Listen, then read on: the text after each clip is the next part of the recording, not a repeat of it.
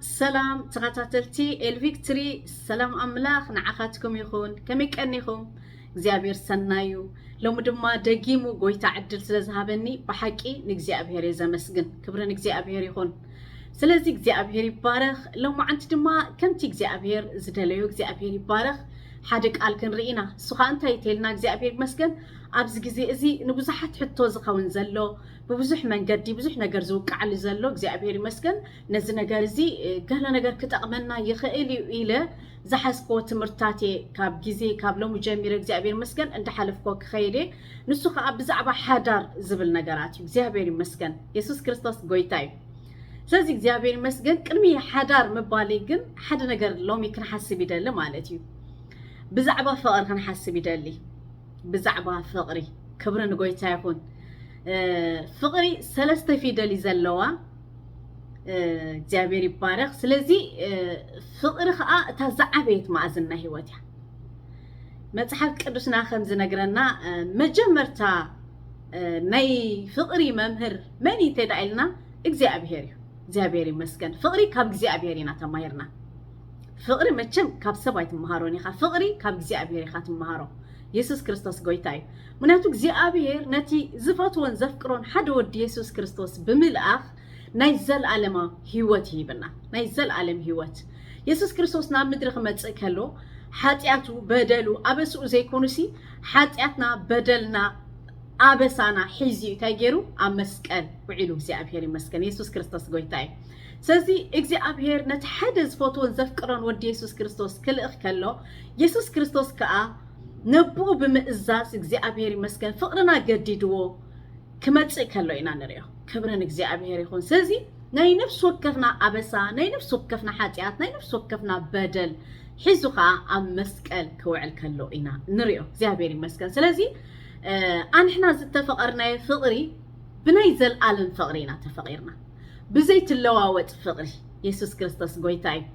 بጊዜ ኣይትልወጥና ናይ እግዚአብሔር ፍቅሪ ብኹነታት ኣይትልወጥና ናይ እግዚአብሔር ፍቅሪ በዓሌት በዓዲ ኣይትቀየርና ናይ እግዚአብሔር ፍቅሪ ናይ እግዚአብሔር ፍቅሪ ብዝተፈላለየ ቋንቋ ኣይትልወጥና ክብርን ኢየሱስ ይሁን ናይ እግዚአብሔር ፍቅሪ ኩሉ ግዜ ህልው ኩሉ ግዜ እግዚአብሔር ይመስገን ሓንቲ መዓልቲ እግዚአብሔር ንዓና ካብ ምፍቃር ጎዲሉ ኣይፈልጥን ኢየሱስ ጎይታይ ስለዚህ ኢና ኻ እግዚአብሔር ይመስገን ኩሉ ግዜ ነቲ ዘፍቀረና ጎይታ ከነፍቅሮ ንግደድ ነቲ ዘፍቀረና ጎይታ እግዚአብሔር ይመስገን ክንስዕቦ ንግደድ ማለት እዩ ክብርን ጎይታ ይሁን ስለዚህ እግዚአብሔር ይመስገን ፍቅሪ ነፍስ ወከፍና ካብ አምላክ ተማሂርና ኢና አምላክ ከፍቅረና ከሎ ጾርያት ስለዝኾና በደል ስለዘይብልና ዓመፀኛታት ስለዘይኮና ገበርቲ ምሕረት ስለዝኾና ወይ ከአባና ብዙሕ ጽቡቕ ነገር ስለዝራእየ ዘይኮነሲ ብኸምኡ ግን ጎይታ ንዓናስ ኣፍቂሩና ጎይታ ይባረክ ብጣዕሚ ደስ ዝብለኒ ናይ እግዚአብሔር ፍቅሪ ሓስብ ከለኹ ብጣዕሚ ገርመኒ ማለት እግዚአብሔር ይመስገን ከመይ ዓይነት ፍቅሪ ኣፍቂሩና እግዚአብሔር ጎይታ ይባረክ ስለዚህ እግዚአብሔር ይመስገን ምንጭ ሁሉ መበገሲ ናይቲ ፍቅሪ እግዚአብሔር እዩ ስለዚህ ድማ እግዚአብሔር ይመስገን ምንጭ ናይ ሓዳር ከዓ እግዚአብሔር እዩ እግዚአብሔር ይመስገን ሰብኣይ በይኑ ክኸውን ጽቡቕ ኣይኮነን ብምባልሲ ንኣዳም ደጋፊት ዝሃቦ እግዚአብሔር ኢየሱስ ክርስቶስ ጎይታይ ስለዚህ እግዚአብሔር ይመስገን እንተ ደኣ መበገሲ ፍቅሪ እግዚአብሔር ኮይኑ መበገሲ ናይ ሓዳር እግዚአብሔር ተደኣ ኮይኑሲ እግዚአብሔር ይመስገን ሓዳርሲ ብጣዕሚ ማለት እግዚአብሔር ይመስገን ኣብ እግዚአብሔር ቅቡልን ግቡእን ነገርን ማለት እዩ ሕጂ እዚ ኢና ክንስተውዕሎ ዘለና ማለት እዩ ስለዚህ ኢየሱስ ክርስቶስ ጎይታይ መጽሐፍ ቅዱስ ሎማዓንቲ መበገሲ ሒዘ ዘለኹ ካብ ኤፌሶን 5 ምዕራፍ ካብ ጥቕሲ 22 ጀሚረ ንሽተይ ሓሳብ ከንብብ እሞ ብኡ ከዓ እግዚአብሔር ይመስገን ገለ ሓሳብ ክንርኢና እግዚአብሔር ይመስገን ንሎሚ ዝኾነና ማለት እዩ ጎይታ ይባርክኩም ንስኻትኩም ከዓ መጽሐፍ ቅዱስ ክማውፁ ምሳይ ኮይንኩም ከዓ ነቲ መጽሐፍ አንብብዎ ኢኹም ኢየሱስ ክርስቶስ ጎይታይ ሕጂ መጽሐፍ ቅዱስ ምንባብና እግዚአብሔር ይመስገን ፍልጠት ጥራይ ዘይኮነሲ ናብቲ ግብሪ ዝበሃል ነገር ንኸእትወና እንዲና ያዕቆብ ከም ዝብለና እግዚአብሔር ይመስገን ገበርቲ ቃል ኩን እምበር ሰማዕቲ እናኹንኩም ሲ ንርእስኩም ኣይትጸብሩ ብለና ሕጂ ኣዚና ብፍልጠት መሊእና እንዲና ብሩኻት ብሉጻት ኣሕዋተይ ኣዚና ኢና ቃል ኣምላኽ ንፈልጥ ግን ሕጂ እግዚአብሔር ካባናስ እንታይ ደሊሎ ትብሉ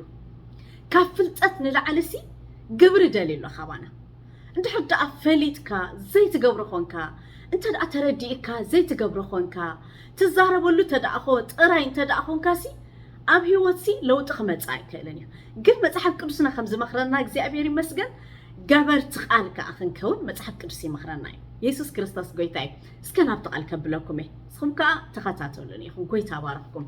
እግዚአብሔር ይመስገን أبتي حامشي معرف إفيسو تقص إسران كلتن زلو جميرة نشتي حساب እግዚአብሔር ይመስገን كله يزاربيو تزقبوا ملأختي زبنا جن كل التحساب كالعليه እግዚአብሔር ይመስገን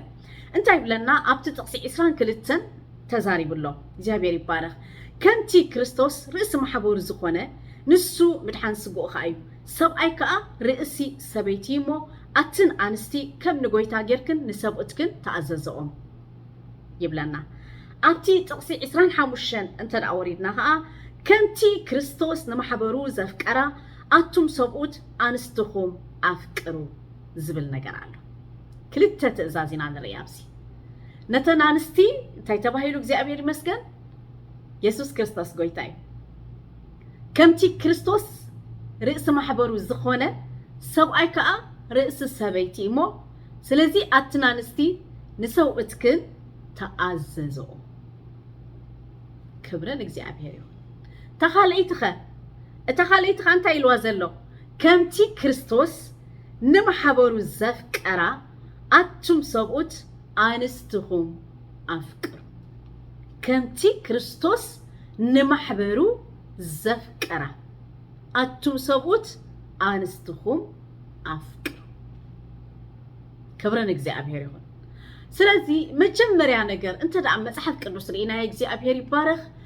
መበገሲ ናይ ምእዛዝ ካምንታይ ተይልና ካፍቅሪ ዝጅምር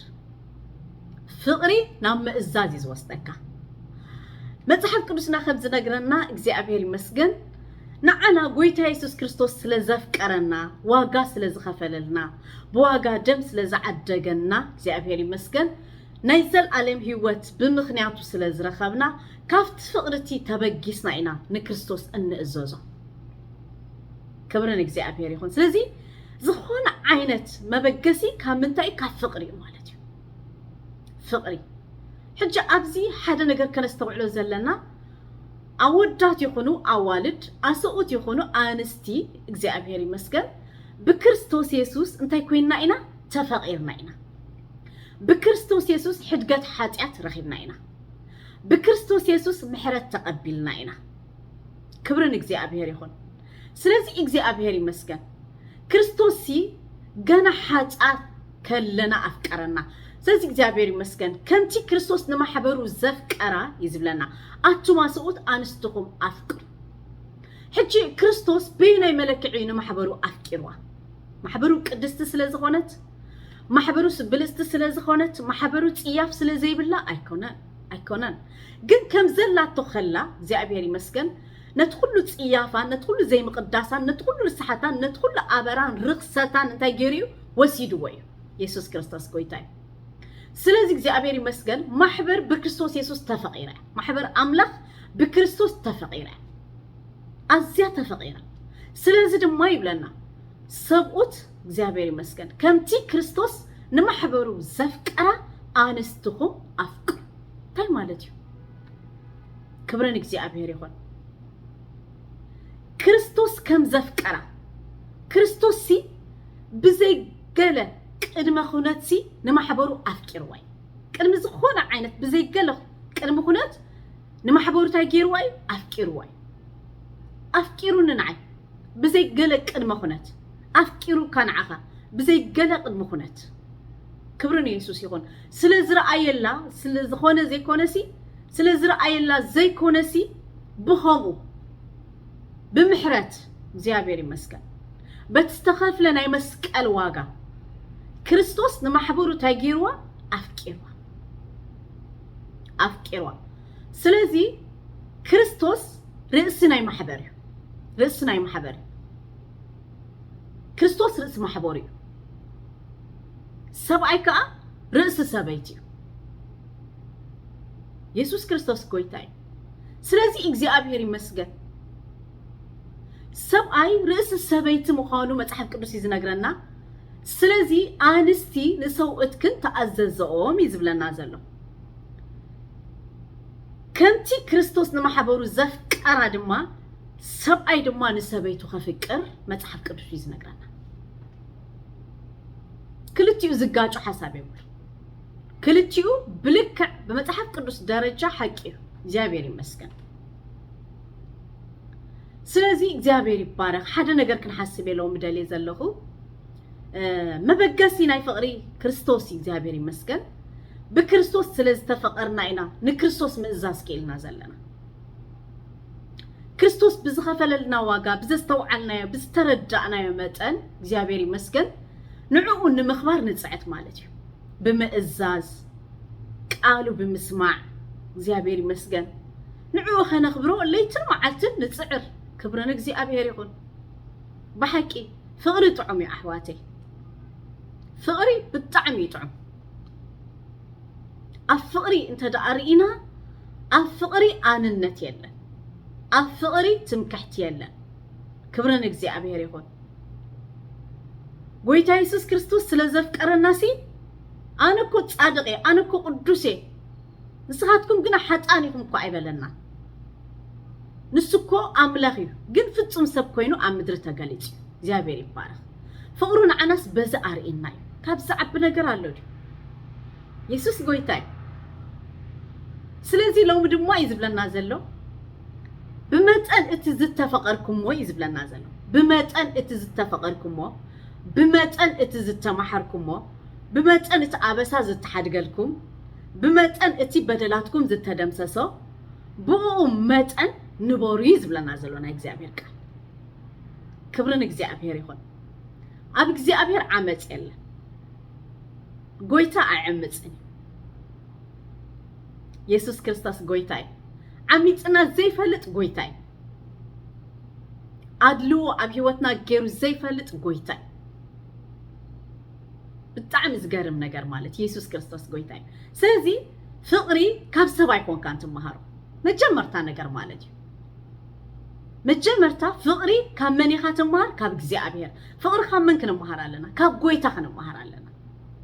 ጎይታ ንዓይ ሞይትለይ ዋጋ ከፊሉለይ ስለዚ ፈቲኹም ጸሊእኩም ኣነ ተፈቂረ በቃ ፈቲኹም ጸሊእኩም ንሱ ተፈቂረ ንሳ ተፈቂረ ደስ አይብልም ስለዚ ኢኻ ካብታ ፍቅሪ ክርስቶስ ክፈልየኒ ዝኽእል ወላ ሓደ ዘየለ ካብታ ፍቅሪ ክርስቶስ ክፈልየካ ዝኽእል ወላ ሓደ የለን ካብታ ፍቅሪ ክርስቶስ ክፈልየክ ዝኽእል ወላ ሓደ ሓይል የለን እዚ ግን ማዓሲ ዝኸውን ፍቅሪ ክርስቶስ ብዝርዳእኒ ዝተገብረለይ ውዕለት ዝተኸፍለለይ ዋጋ ዝፈሰሰለይ ደም ሃሌሉያ እዚ ነገር ዝተደኣ ተረዲእኒ ካብታ ፍቅሪ ክርስቶስ ክፈልየኒ ዝኽእል ወላ ሓደ የለን ካብታ ፍቅሪ ክርስቶስ እዚ ተደኣ ተረዲእካ ተረዲእኪ ክፈልየክ ዝኽእል ወላ ሓደ የለን ኢየሱስ ክርስቶስ ጎይታ እዩ ስለዚ ተምሃራይ ከዓ ንመን ዝመስል ተምሃራይ ከዓ ንመምህሩ ዝመስል ክብሪ ንጎይታ ይኹን እግዚአብሔር ይመስገን መጽሐፍ ቅዱስ አብይናይ ቦታ ሰበይቲ ክትቀመጥ አብይናይ ቦታ ሰብኣይ ክቀመጥ መጽሐፍና ይብናሉ ክንኮኖ ዝግባአና መጽሐፍ ቅዱስና ነጊሩናሎ ኢየሱስ ክርስቶስ ጎይታ እዩ ስለዚህ እግዚአብሔር ይመስገን መጽሐፍ ቅዱስ ክንኮነ ዘለና ነገር እንተ ደኣ ነጊርናሲ እንታይ ደኣይና ሞነኸውን ዘለና ሰባት ከመኽሩና ሰባት ከመዕዱና ኖ እቲ ዝዓበየ እኮ ቃል እግዚአብሔር ይስመኽረካ እቲ ዝዓበየ ናብ ዘሎ ሓቂ ዝመርሕ እኮ ናይ ክርስቶስ ትኹል ቃል እዩ ስለዚህ እግዚአብሔር ይመስገን ናምላኽ ክብሪ ይኹን ሎሚ አብይናይ ቦታ ኢኻ ትርከብ አንታ ሰብኣይ አብይናይ ቦታ ኢኻ ትርከቢ አንተ ሰበይቲ ክብርን ኢየሱስ አሜን ስለዚህ እግዚአብሔር ይመስገን መጀመርታ እዚ ሕቶ እዚ ክንምልሶ ኢና አምላኽ አዕዚዙ ይባርኽኩም ኩልኹም ሓሳብ ብዛዕባ እዚ ነገር ዘለኩም ኣብ ኮመንት ጻሕፉለይ ጎይታ ብርኽ የብልኩም ብጣዕሚ እየ ዝፈትወኩም ብጣዕሚ ማለት ኢየሱስ ክርስቶስ ጎይታ እዩ ዘመንኩም ይባረኽ ተባረኹ